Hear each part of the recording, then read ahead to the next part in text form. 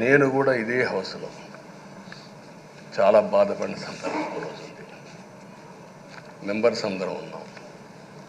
నన్ను గురించి నా కుటుంబాన్ని గురించి ఇష్టానుసారంగా మాట్లాడితే కనీసం యాక్షన్ తీసుకోవడానికి నాకు మైక్ ఇవ్వమని అడిగాను.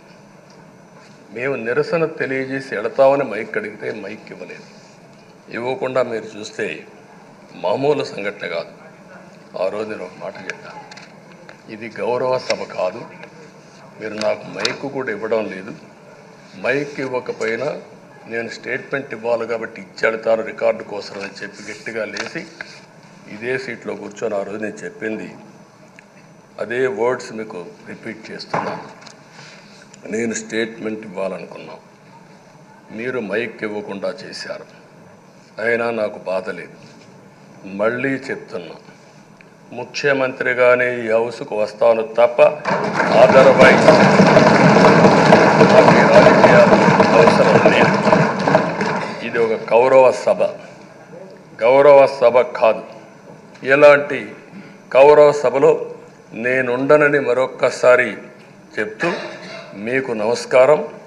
ప్రజలకు విజ్ఞప్తి చేస్తున్నా, నా అవమానం మీరు అందరూ అర్థం చేసుకొని నిండు మనసుతో ఆశీర్వదించాలని కోరుతూ ఈ సభ నుంచి వాకౌట్ చేస్తున్నానని చెప్పి వాకౌట్ చేసి బయట ప్రెస్ కాన్ఫరెన్స్ పెట్టాను. ఎందుకు ఈ విషయం చెప్తున్నానంటే, నా జీవితంలో ఇది 9వసారి నేను వెళ్ళే. ఈ రాష్ట్రంలో తెలుగు జాతిలో నాకు వచ్చిన అవకాశాలు ఏ నాయకుడికి రాలేదు. 14 సంవత్సరాలు ముఖ్యమంత్రిగా పనిచేశాను. ఇప్పుడు మళ్ళీ ముఖ్యమంత్రి అయ్యాను. 15 సంవత్సరాల అపోజిషన్ పార్టీ లీడర్గా పనిచేశాను. కానీ తిరుపతిలో నా పైన దాడి జరిగింది. 24 క్లేమోర్ మైన్స్ నా మీద బ్లాస్ట్ చేశారు. ఆ రోజు కూడా నా కళ్ళలో నీళ్ళు రాలేదు.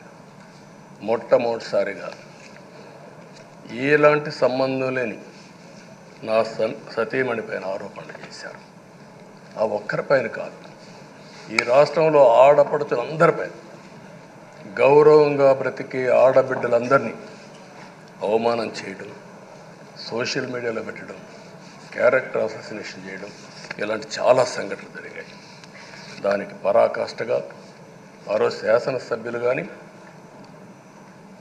కొంతమంది అయితే భవానీ శాసన సభలో సభ్యురాలుగా ఉండి ఎన్నో పోస్టింగ్స్ పెట్టే పరిస్థితికి వచ్చారు.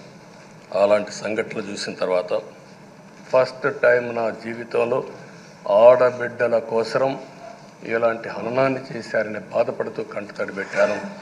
ఆ రోజే అనుకున్నా, ఇలాంటి పార్టీ ఈ రాష్ట్రానికి అరిష్టం, ఇలాంటి వ్యక్తిత్వం ఉండకూడదు. మళ్ళీ ఈ రాష్ట్రాన్ని గౌరవ సభ చేసి హోందాగా నడిపించే వరకు నేను పనిచేస్తానని చెప్పి ఒక శపథం చేశాను. ఆ శపథం ప్రకారమే ప్రజలు గెలిపించారు, వచ్చాను. ఈరోజు 2 సంవత్సరాల తర్వాత, ఆ రోజు నేను వెళ్ళింది 2021 నవంబర్ 19వ తారీఖున వెళ్ళాను.